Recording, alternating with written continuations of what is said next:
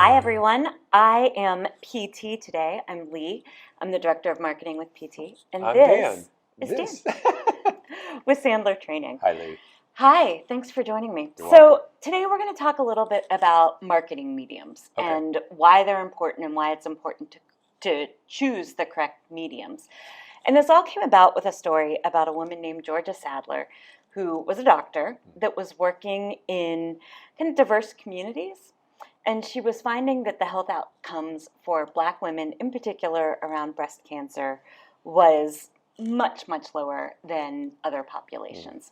And she was started thinking creatively about how to connect with these populations and talk about the importance of mammograms and getting women to be preventative.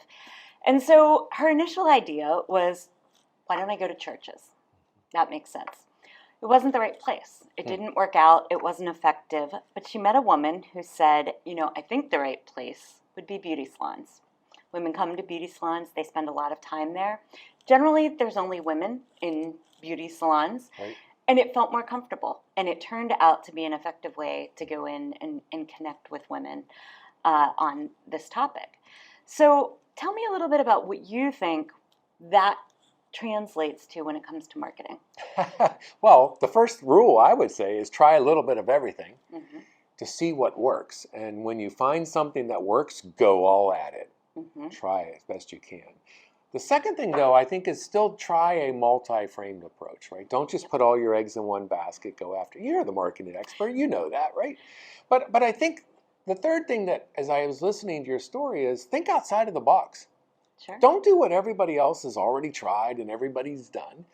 Try some different, not bizarre, but just out of the norm type things, because you never know. You might find something that works really, really well. So I'm curious from a marketing perspective, what are some really bizarre things that you've done to maybe help companies bring in? I know I'm often asking you this off the fly, but that's kind of different than the average norm.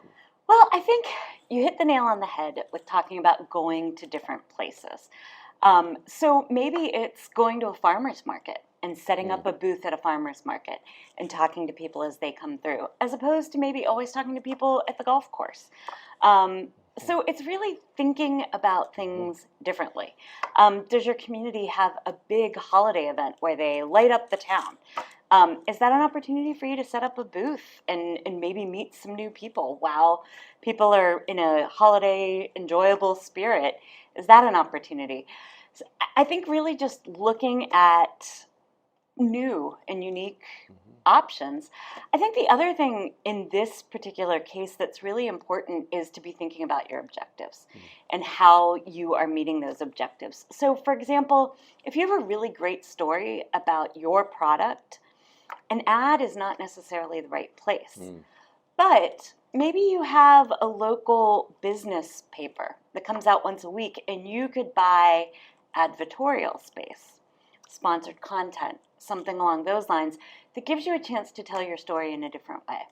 That is probably a really great opportunity because people are opening up a newspaper with an intent to sit down and read for a period of time and get engaged in stories.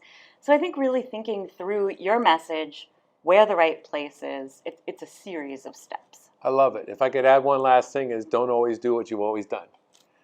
The world is changing, the marketplace is changing, so we need to change as well. Absolutely. Thanks for letting me join you, Dan. You're welcome, Leigh. It was wonderful.